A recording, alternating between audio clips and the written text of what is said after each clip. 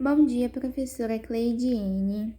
Minha equipe é composta por Lohana, Jamerson, Ezequiel, Antônio, Laisa e Ayla, onde falaremos sobre as propriedades coligativas, que são tonoscopia, ebulioscopia, crioscopia e osmoscopia.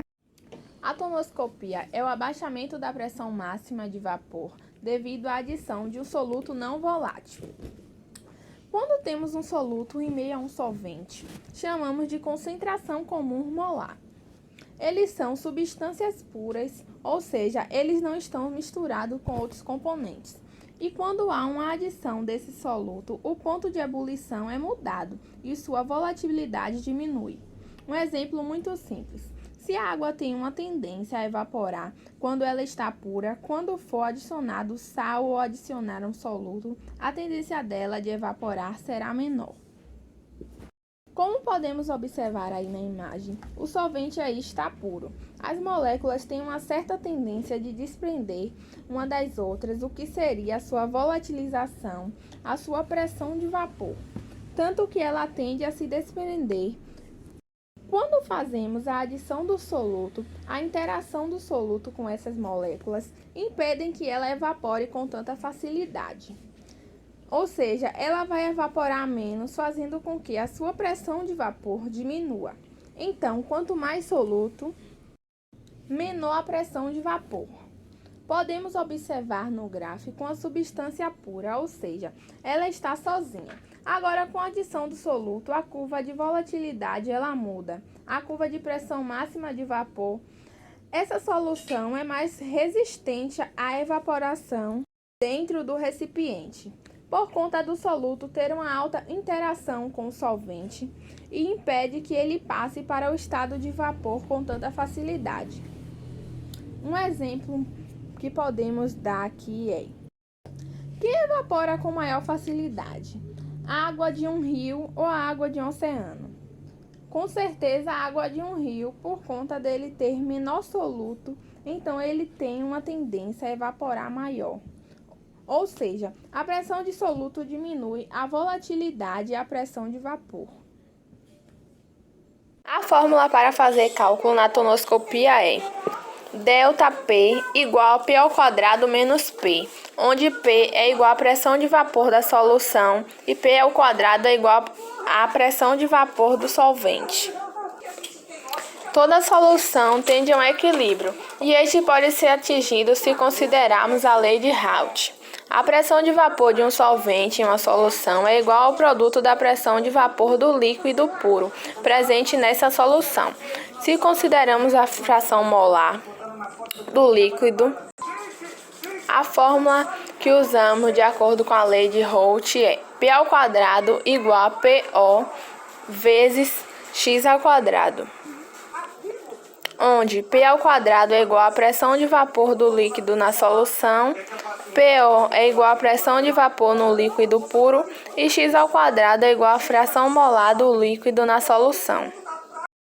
Crioscopia estuda a diminuição do ponto de congelamento de um líquido causado pelo soluto não volátil. Quando se adiciona um soluto não volátil a um solvente, as partículas deste soluto dificultam a cristalização do solvente, dando à origem propriedade descrita. Exemplo: o ponto de congelamento da água pura é superior ao da água poluída, porque a água poluída já possui partículas não voláteis que dificultam o congelamento deste líquido. Já a água purificada, isenta de qualquer corpo estranho, chega à cristalização mais rapidamente. Na imagem que vimos, ao acrescentar soluto em um dos solventes, formando a solução do lado direito, ocorre a passagem do solvente puro através da membrana semipermeável, que o separa. Com o tempo, o volume da solução aumenta.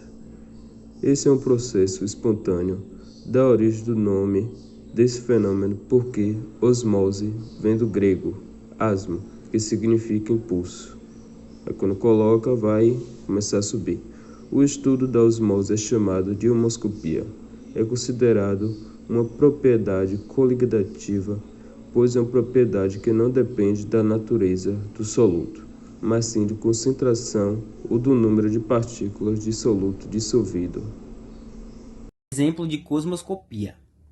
Bom, um dos exemplos de cosmoscopia é a ameixa seca. Bom, quando colocamos a ameixa seca dentro de um copo contendo somente água, depois de algum tempo notaremos que a ameixa estará inchada. Isso acontece porque a casca da ameixa funciona com a membrana semi-impermeável, permitindo a passagem do solvente para dentro da ameixa. Outro exemplo é a cenoura.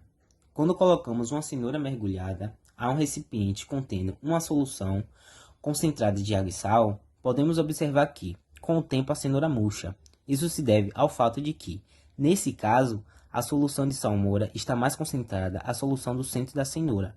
Por isso, a água da cenoura passa por sua casca e vai direto para o exterior. Também tem a salada.